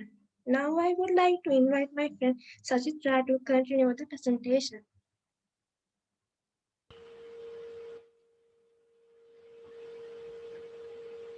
Thank you. Employees records. Bamboo HR is an easier and secure way to manage employee records. It can accessed anywhere, anytime. You can categorize data as personal or custom if you want. Mobile app. Mobile HR app helps you to access your office anywhere, anytime. Time of management helps to manage time easily. HR app gives the opportunity to access and read the calendar to have a clear view for everyone. Workflows and approvals. Custom workflows let you share the approvals and data entry load easily. It is easy to track approvals with HR workflows. It lets you to create an organized process for your most common workflows. Reporting and analytics. Bamboo HR helps you to generate instant and detailed reports in a few clicks. It only takes few minutes to generate insightful, easy to read reports whenever you want them. You can go beyond the basic HR data and make decisions easily. Mobile hiring app.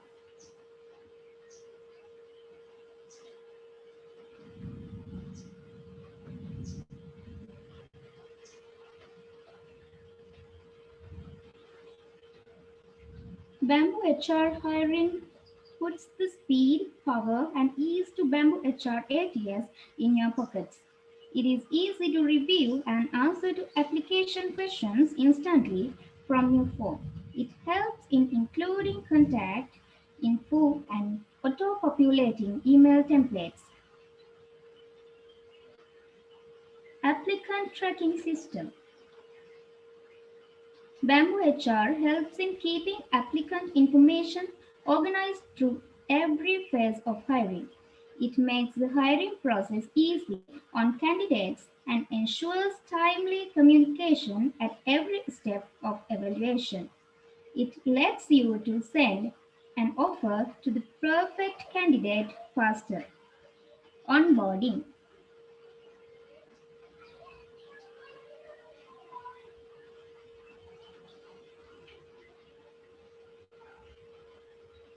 focus less on formalities and more on creating better first days with Bamboo HR. It helps you to ensure your employee onboarding process is organized and efficient. You can automatically send onboarding tasks to new hires for them to complete on their own time. E-signatures. Bamboo HR e-signature makes the whole process digital, fast and organized. You can get forms in seconds and track progress until completion. It saves your money and make it easier to collect, create and keep your important files. Offboarding. Bamboo HR allows you to plan and execute complaint offboarding the right way every time. It helps reduce stress and eliminate follow-up calls and emails by practically answering common questions. You can sleep easier by automating property collection tasks with Bamboo HR. Diamantha? Thank you, Satya. Compensation. Gathering and tracking payroll data plays a critical part in paying your employees on time and accurately. Many organizations still use unreliable methods to track hours and time of requests, creating a compensation nightmare for finance and liability issues for the entire company. You are tracking time, benefits, or PTO or running payroll. Bamboo HR makes paying your employees an easy and delighted experience.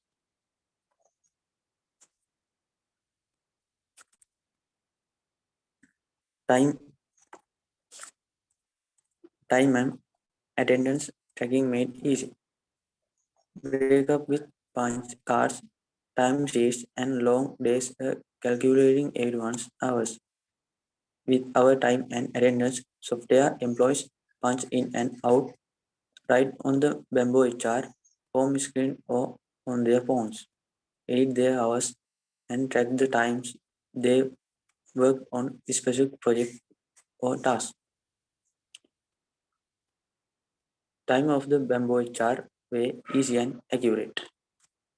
Using our employee vacation tracking software is simple and intuitive by design.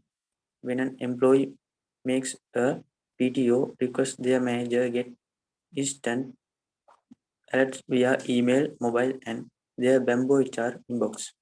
Checking for calendar conflicts takes a few seconds and approving the request is even faster. Pay your US-based employee on time every time. By the time you are double then triple check your payroll numbers, it can feel like you are trapped inside a calculator. And no matter what there's still that feeling of panic right after you hit submit. But stress is just something you have to deal with when it comes to payroll, right or wrong. Next one is culture. Creating a company culture where people feel valued and supported requires a deep understanding of the people who work there, how they feel, what they want, and where they need help. You need the ability to measure employee performance, gauge their overall satisfaction, and gain the kind of insight that help you create a plan of action. Bamboo HR can do all of the above, giving you what you need to strengthen culture and guide your organization forward. Take your engagement strategy to next level. Bamboo HR employee satisfaction helps you and your executive partners uncover the issues your workforce is facing and create an informed, effective plan to address them. By combining the popular Net Promoter based NPS survey method with anonymous open-ended feedback employee satisfaction, deliver an instant research-backed employee engagement score along with an in-depth understanding of the opinion feeling behind. Try talent management that actually works.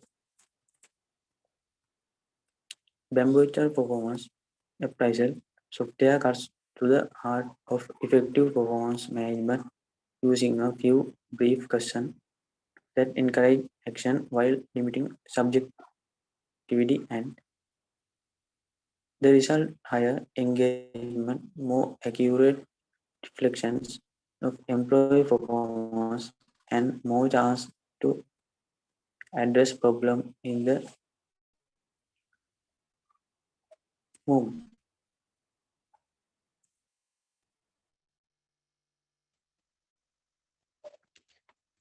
Thank you.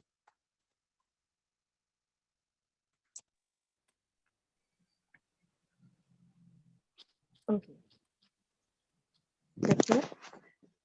Thank you, Diamanta.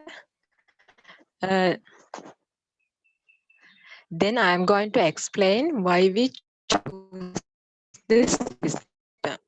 When we choose the system, especially pay attention for effectiveness in the system.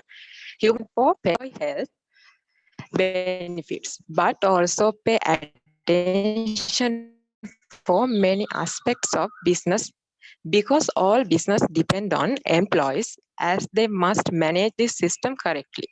This system collect and organize all the information gathered throughout the employee's life cycle. It helps customers use it to achieve great things. Whether you are hiring, onboarding, preparing compensation, or building culture, Bamboo HR gives time and insight to form. This system is made to managers employees efficiently, reducing repetitive administrative tasks and automation some processes within a company improves overall efficiently. Most human resource management systems make it easy to centrally collect data, automate businesses, workflows, and visibility. There are many features like time and attendance management, training management, payroll, improves employee self-service.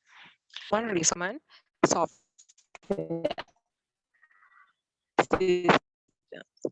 Employees often have detailed questions about terms, conditions, salaries, leaves, like. But this some difficult task. Next, consuming data entry tasks with automated technology, you will save your company a great deal of money beyond the initial Sorry savings. to disturb you there. How many more slides are yet to be done? Automation frees a company for using papers.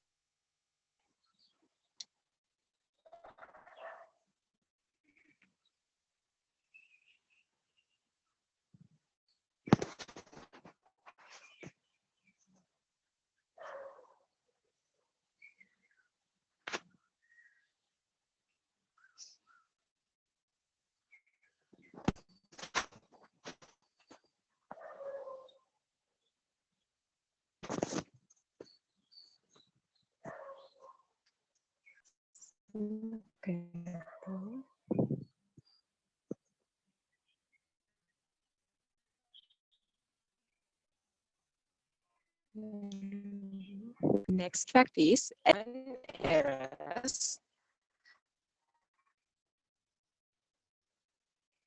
This means automation human resource tasks reduces the likelihood of How typical many more slides mistakes are there? like for any possible types. Aisha.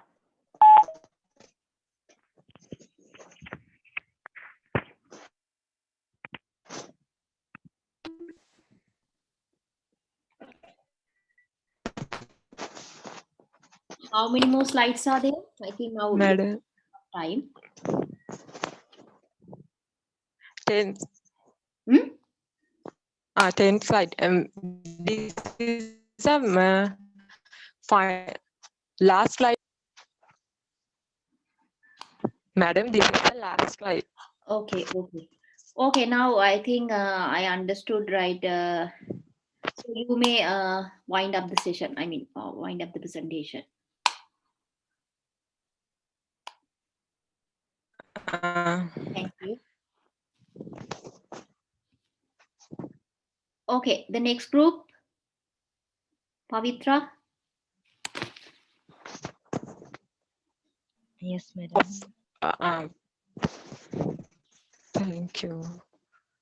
Welcome. Pavitra.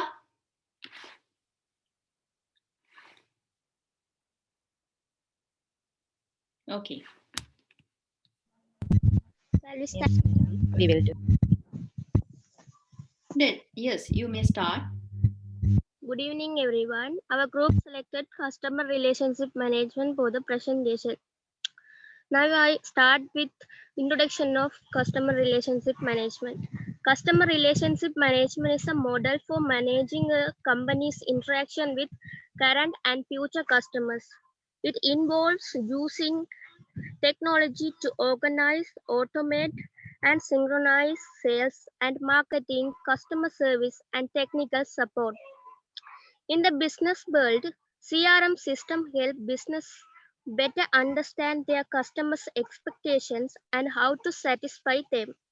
CRM system bring together customer information from a variety of sources, which may include website analytics, emails, telephone, conversation, and so on. Please go for the next slide, Pavitra.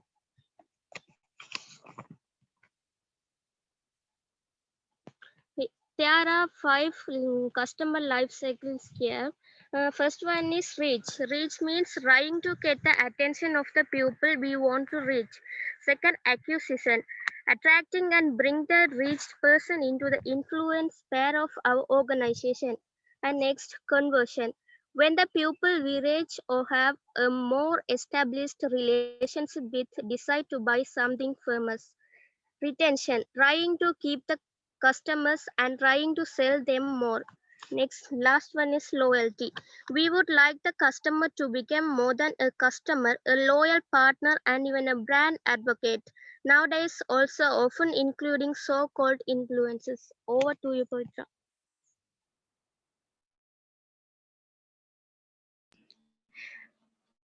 There are 5 steps in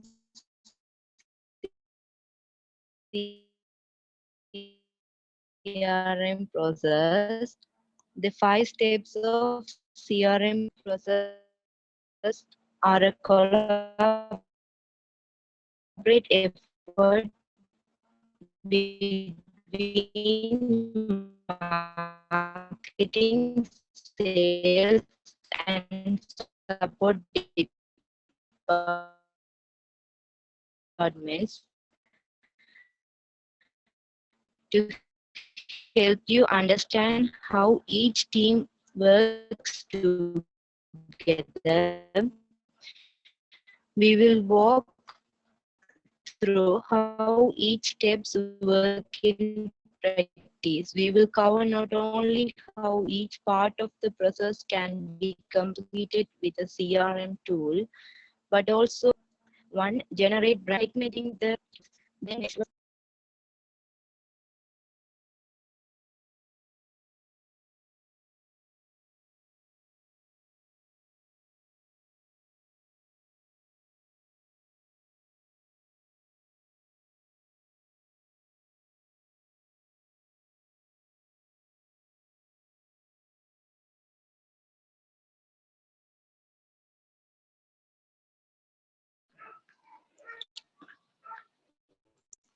sorry, madam.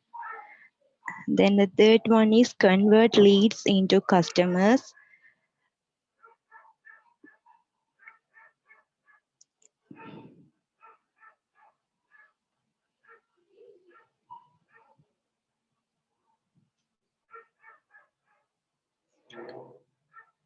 To do so, sales reps must first be skilled at identify how interested leads are and especially whether they are interested enough to make a purchase. A CRM system is very helpful there. The historical data from past success sales can be used to identify lead qualification criteria. And the fourth one is provide superior customer service. If you successfully converted your lead into a customer, but the CRM process doesn't end when a customer converts, in order to grow as a company, you need to retain customers. How you do keep the customer coming back? Excellent service from the support. Then the fifth one is drive upsells. When we think of the returning customers, we imagine a shopper continually coming back to the same business to buy the products they know and love. But there is another key way existing customer provide value by upgrading to more expensive ways.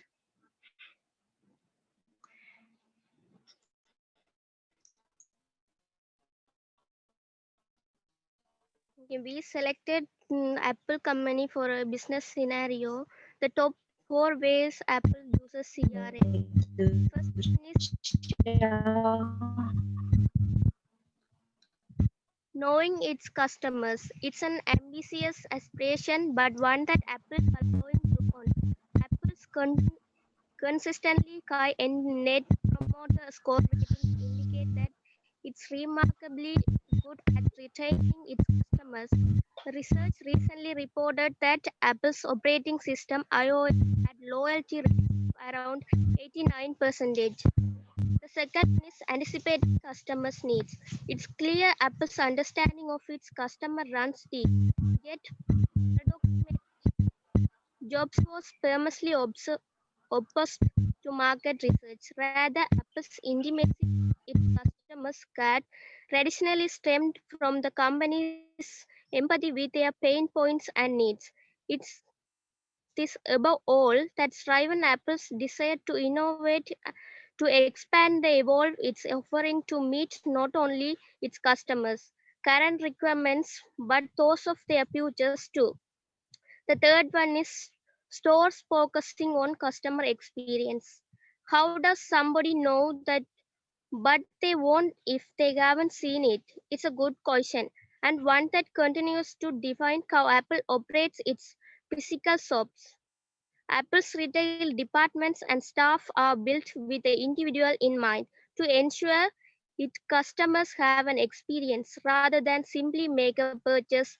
Anyone who's ever visited one of Apple's stores will back this up too. They are place of wonder where you can explore the latest technology at your own pace. The fourth one is branding that speaks to a generation.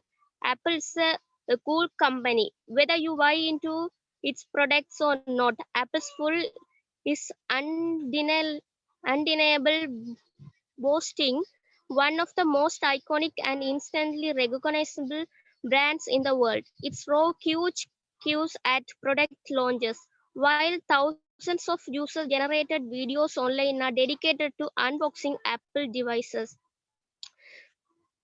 Over to you, Pavitra.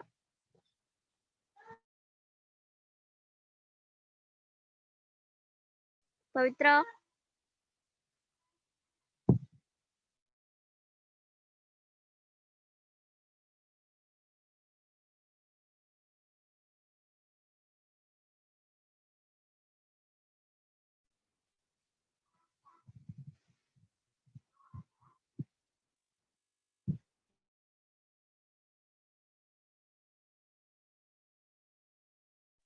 Pavitra.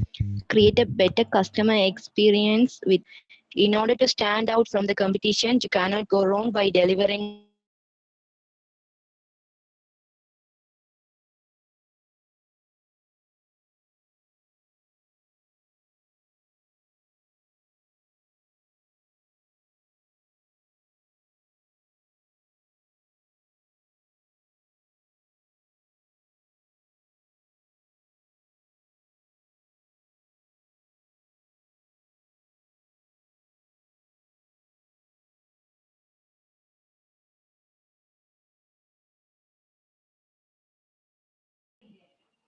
The 5-step CRM strategy for delivering this experience throughout every stage in the customer journey, and with all the customer data you need, a CRM tool makes it possible to execute the process. Thank you, madam.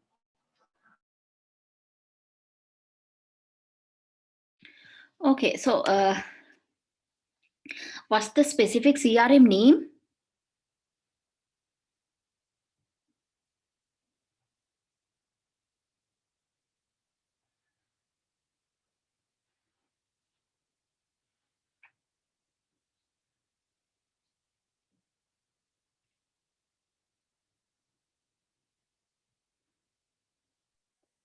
Apple CRM. So the name itself is Apple CRM. Yes, madam. So what's the business scenario you chose in Apple?